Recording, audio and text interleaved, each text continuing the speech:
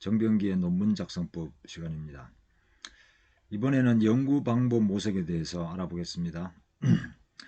연구 방법은 뭐 통계 분석에서부터 심층 면접, 뭐 기타 담론 분석 뭐 여러 가지가 있습니다. 그 많은 것을 일일이 다 설명드리기는 어렵고요.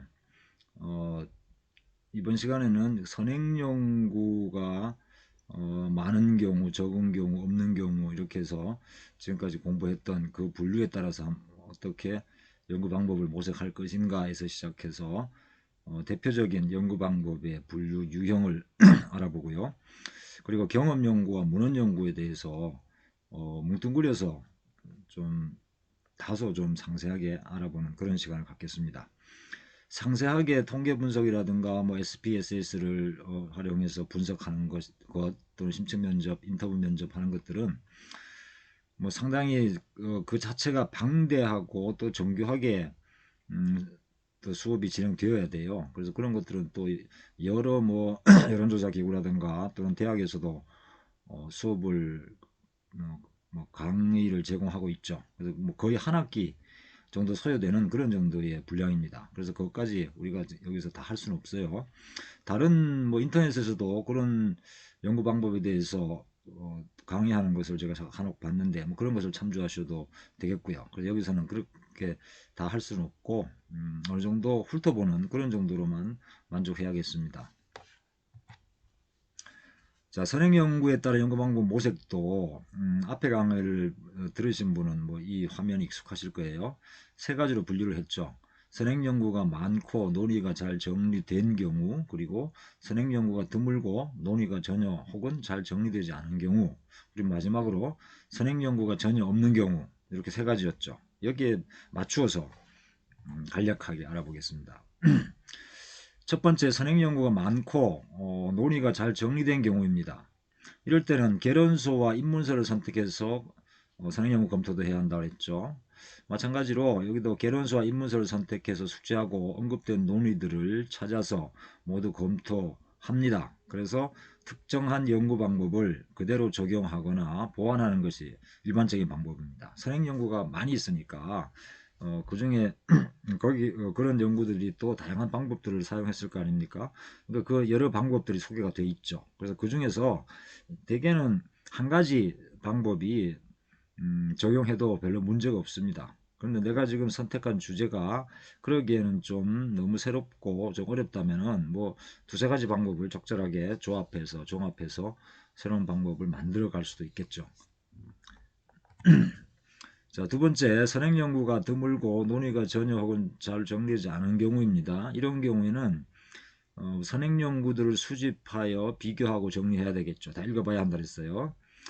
그래서 그중 다행히 특정한 한 가지 연구 방법이 적용 가능하다고 하면 그대로 적용하고요. 그렇지 않은 경우에는 보완 혹은 여러 방법을 종합해야 됩니다. 또 그것도 안 된다면 전혀 새로운 방법도 모색해야 되겠죠. 그렇다면은 선행 연구 안에서는 연구 방법을 찾지를 못한 겁니다. 그렇다면은 뭐 조금 또 유사한 주제에 대해서 다른 방법들을 좀 찾아볼 수가 있겠죠. 뭐 그렇게 해서 연구 방법을 모색할 수밖에 없습니다.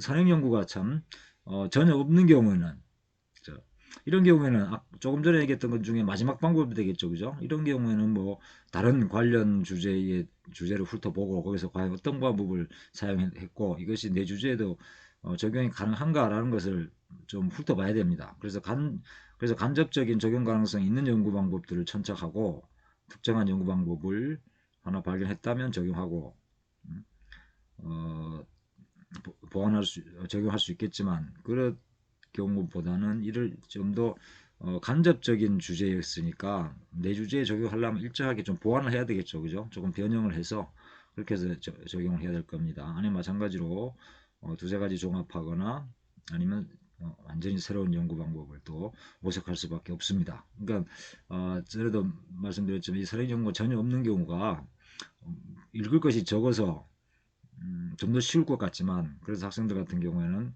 이런 거를 선택하는 경우가 뭐 드물지 않게 있습니다. 하지만 이런 경우는 생각을 많이 해야 되고 막상 그 주제에 대해서 읽을 것은 없다 하더라도 관련된 것을 또 찾아서 봐야 한다는 얘기입니다. 자, 연구 방법을 여기서는 크게 두 가지에 따라서 분류한 것을 소개하겠습니다. 연구 목적에 따른 분류와 자료 처리 방식에 따른 분류가 그것인데요. 먼저 연구 목적에 따른 분류는 실증적인 접근 방법, 규범적인 접근 방법, 처방적인 접근 방법이 있습니다. 여기서 접근 방법이라는 표현을 썼죠. 그러니까 연구 방법이라는 것은 지난번 연구 계획서 설명해 드릴 때 굉장히 포괄적인 것을 얘기한다고 했죠. 여기서는 그런 포괄적인 의미 중에서도 구체적인 분석 방법이나 접근 방법에 가까운 것들을 설명하는 겁니다. 먼저 실증적인 접근 방법은 참과 거짓을 실증적으로 고찰하기 위한 연구를 말합니다. 참과 거짓이라는 것이 정해져 있어요. 그것은 이미 기정사실로 생각을 하고 이것이 어떤 현상에 적용할 때 그 현상에 대해서 이 현상이 과연 참인가 거짓인가 또는 어떤 이론이 가설이 참인가 거짓인가를 실증적인 방법을 동원한다는 그런 얘기죠. 실제로 있는 뭐 통계라든가 여러 가지 뭐 사회적인 사건이라든가 뭐 이런 것들을 광범위하게 동원을 해서 검증하는 그런 것을 얘기하는 겁니다. 그 다음 규범적인 접근 방법은 선악, 정당성, 바람직한 상태를 밝히려는 연구입니다. 과거의 동양의 정치 철학이나 아니면 또 고대 서양의 정치 철학도 마찬가지였어요. 선이란 무엇인가?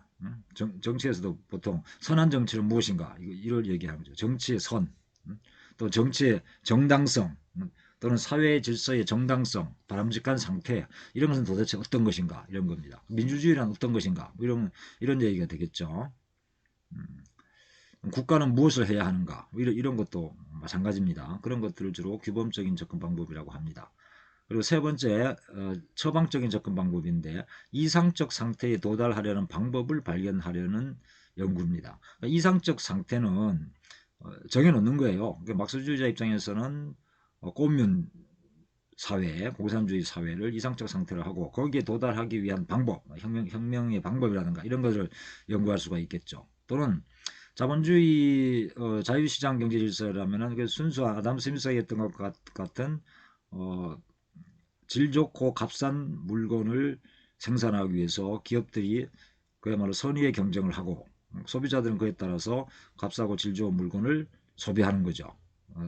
말하자면 구할 수 있는 거죠. 선택할 수 있는 그런 것이 이상적 상태라고 할 수 있겠죠. 그러면 그런 상태에 도달하는 물자가 풍부하고 또는 소비도 현명한 소비가 흡족한 소비가 될 수 있는 그런 상태. 그래서 모든 사람이 자유롭고 또 뭐 시장에서 적어도 모든 사람이 평등하게 능력에 따라 일하고 일한 만큼 분배받는 그런 사회에 도달한 그런 사회를 정해놓고 이상적 상태라고 거기에 도달하는 방법은 과연 올바른 어떤 경제 질서, 시장 질서는 무엇인가 이런 걸 연구한다면 그건 처방적 접근 방법이 되는 겁니다.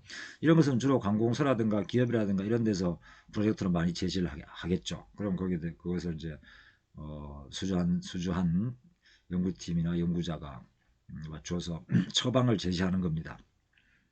그 다음 자료 처리 방식에 따른 분류로서 양적 연구와 질적 연구로 나누는데 양적 연구란 것은 엄정한 인과관계를 설정하여 객관적이고 특정한 절차에 따라 계량 가능한 실험이나 조사 및 관찰을 수행하는 연구입니다. 반면에 질적 연구라는 것은 참여 관찰이나 심층 면접 그리고 문헌 자료 분석 등을 통해 여러 변인들을 상호 보완적으로 분석하는 총체적 연구입니다. 흔히 이 양적 연구를 경험 연구로 착각하고 질적 연구를 문헌 연구나 담론 연구로 착각하는 사람들이 있어요. 이거 분류 기준이 완전히 다른 겁니다. 경험 연구하고 문헌 연구는 뒤에서 이제 말씀을 따로 드릴 텐데. 자, 여기서 양적, 질적이라는 것은 말 그대로 양은 뭐겠어요? 계량 가능하다는 말이에요. 계량 가능하다는 말이 핵심입니다. 여기 계량 가능한 있잖아요.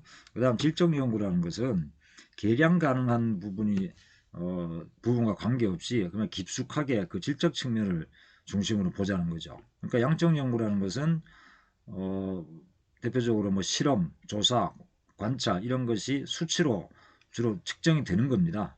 아니면 그 자체가 수치가 아니더라도 수치로 적어도 코드가 가능한 방식으로 수행을 하는 거죠. 자, 이것이 발로 뛰어서 하느냐, 직접 발로 뛰어서 하느냐, 아니면은 이미 이루어진 이 간접적인 자료를 가지고 하느냐. 요즘 인터넷이 있으니까 인터넷으로 검색하는 것도 뭐 발로 뛰는 것이라고 해도 뭐 과언은 아닙니다. 꼭 틀린 말은 아닙니다. 그 방법 구체적인 그 가시적인 그런 것을 얘기하기보다는 개량 가능하다, 이것이 핵심인 거예요. 그러니까 이제 경험 연구 발로 뛰는 거하고 아무 관계가 없다는 얘기죠. 그럴 수도 있고 아닐 수도 있다는 얘기예요.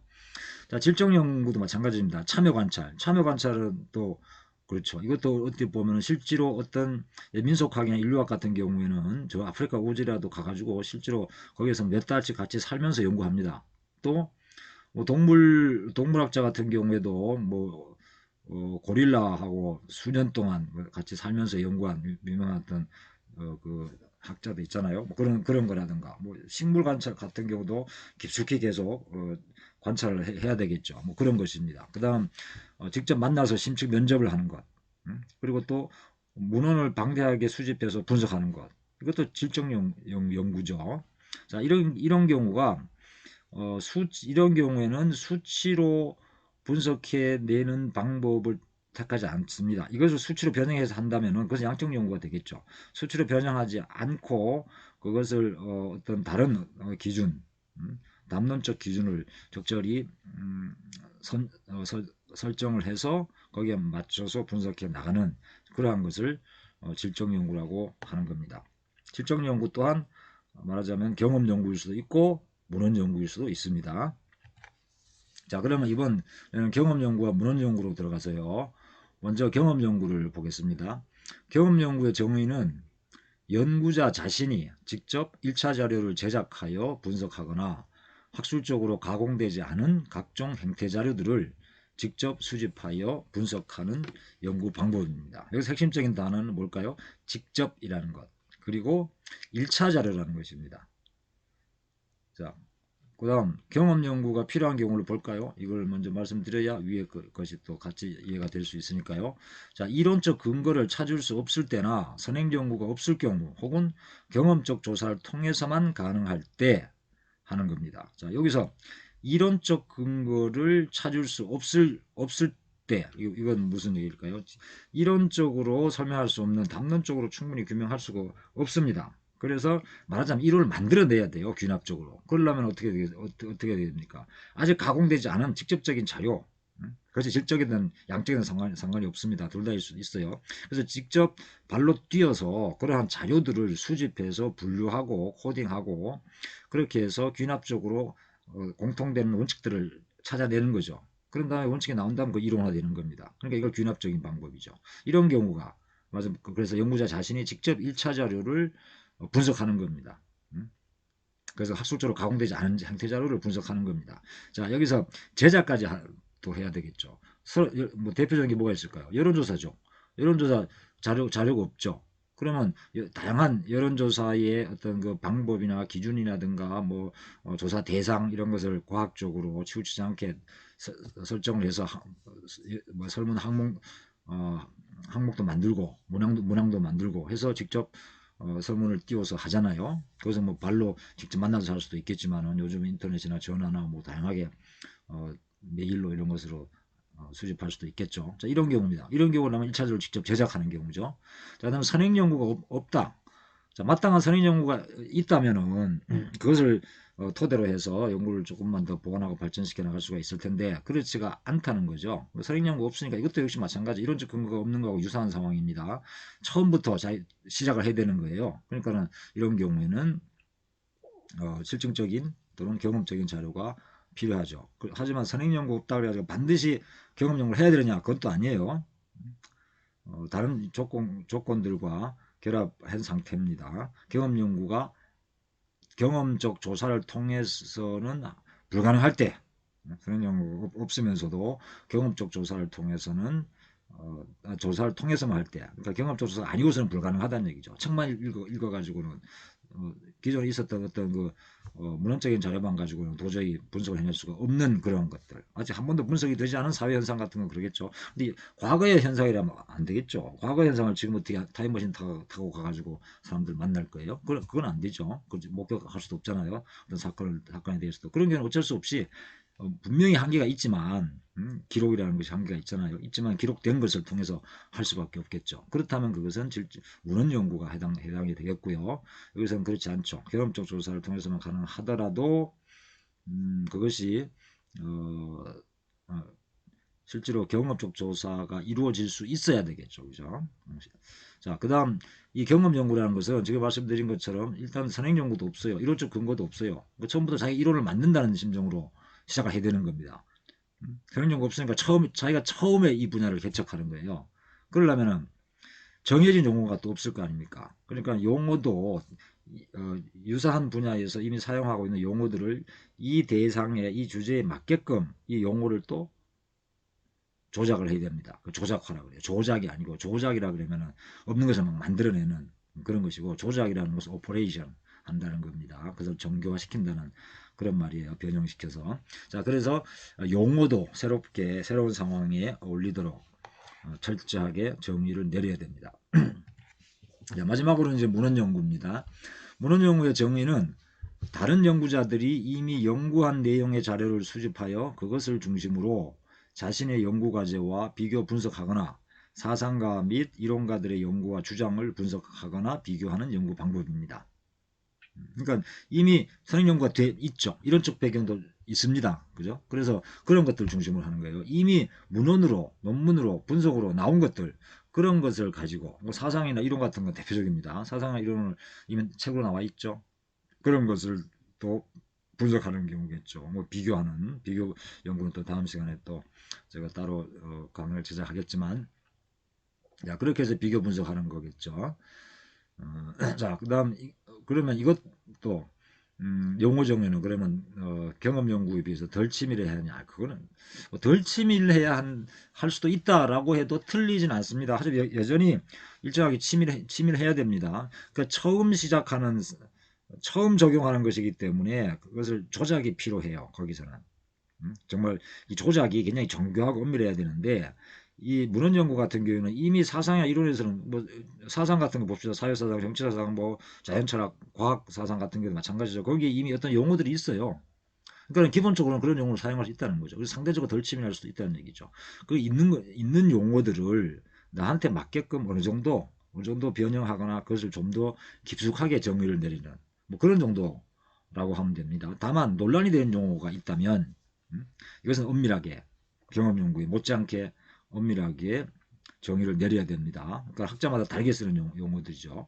아니면 내 주제에 적용하기에는 지나치게 광범위하다거나 뭐 한계가 많다거나 그렇다면 그것을 또 많이 변형을 시켜야 되겠죠. 그래서 자신 논문의 논의 범위에 맞추어서 엄격하게 정의를 내려야 한다는 겁니다. 예를 들면 지역주의 같은 거 있을 지역주의가 좀 좋은 예가 되는데, 지역주의라 그러면 우리가 국내의 지역주의가 일단 있습니다. 그죠? 우리나라 뭐 영남 지역주의, 호남 지역주의 뭐 이런 지역주의 있잖아요. 한 국내의 지역주의입니다. 영국의 스코틀랜드 지역주의, 뭐 스위스의 바스크 지역주의, 한 나라 안에 있는 지역이에요.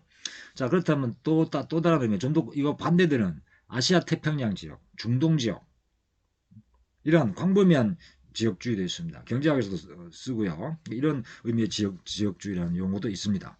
자, 그 다음 조금 더 이제 추상화시켜서 지역주의라고 할 때 문화적 지역주의 같은 경우에는 자신의 자기 지역 문화를 강조하고 또는 두 지역 간의 갈등을 얘기한다면 문화적 어떤 갈등 뭐 이런 것에도 지역주의를 씁니다. 근데 정치학에서 우리나라에서 지역주의를 얘기할 때 어떻습니까? 주로 선거와 관련된 투표를 얘기합니다. 그죠? 투표로 몰표가 되는 현상들. 이것도 지역주의라고 그래요. 근데 여기서 또 끝나나요? 그렇지 않습니다. 스코틀랜드를 봅시다. 영국에. 스코틀랜드는 무장투쟁까지 했어요. 스위스의 바스크족도 그렇고요. 아일랜드도 그렇고요. 무장투쟁을 합니다. 무장투쟁까지 하는 그러한 그야말로 선거에 끝나지 않고 유혈 갈등까지 일어나는 지역주의도 있습니다. 그러면 이럴 때 내가 논문 한 편에 이걸 다 다룰 수는 없어요. 정치적 지역주의만 다 다를 수 없습니다. 그렇다면 문화적 지역주의를 포함할 것이냐 말 것이냐. 내가 지금 선거 분석이라든가 지역 간의 어떤 정치적 충돌을 얘기한다면 문화적 지역주의를 일단 빼야 되겠죠.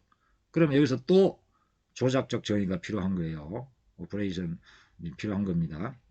그래서 이때 지역주의는 나는 문화적 지역주의를 배제하고 중앙과 지역 간의 갈등 이런 것을 또 배제하고 중앙과 어,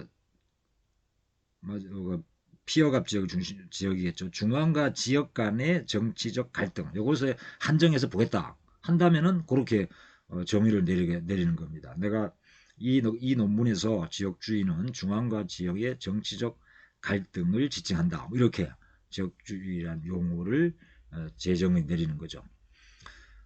자, 그다음 정리할 항목과 비교할 항목을 미리 확정하여 그에 맞추어 줘야 됩니다. 비교 분석을 잠깐 설명했으니까 문헌 연구에서 그러니까 이제 비교를 한다면 비교할 항목을 미리 정해야 되겠죠. 항목별로 비교해 나가야 돼요. 그것도 뒤에서 말씀드릴 겁니다. 다른 강의에서 정리할 항목, 사상을 정리하는데 비교한다면 비교할 항목이 되겠지만 한 사상이라든가 한 이론 사상과 이론가에 대해서 정리한다면 어떤 내용을 중심으로 정리할 것인가. 그죠? 뭐 일대기 위인전 쓰는 것도 아니잖아요. 그러면 내가 주제에 맞게끔 세부 연구 주제가 그거겠죠. 전체 주제가 있고 세부 연구 주제들이 정리할 항목이 되는 겁니다. 분석할 항목이 되는 겁니다. 자, 그걸 미리 맞추어서 그러니까 이제 아웃라인 얼개를 짠다 했죠. 맞추어서 분석을 해 나가고 물론 논문으로 정리해 내야 되겠죠. 자, 이렇게 뭐 간략 하나만 경험 연구와 문헌 연구에 대해서 말씀을 드렸습니다. 뭐 서두에서도 말씀드렸다시피 정말 그 방대한 또는 전문적인 지식과 방법이 있는데 특히 경험 연구 쪽에서는 이러한 방법을 배우시려면은 뭐 따로 전문적인 강의를 들으셔야 됩니다. 자, 여기서 마치겠습니다. 감사합니다.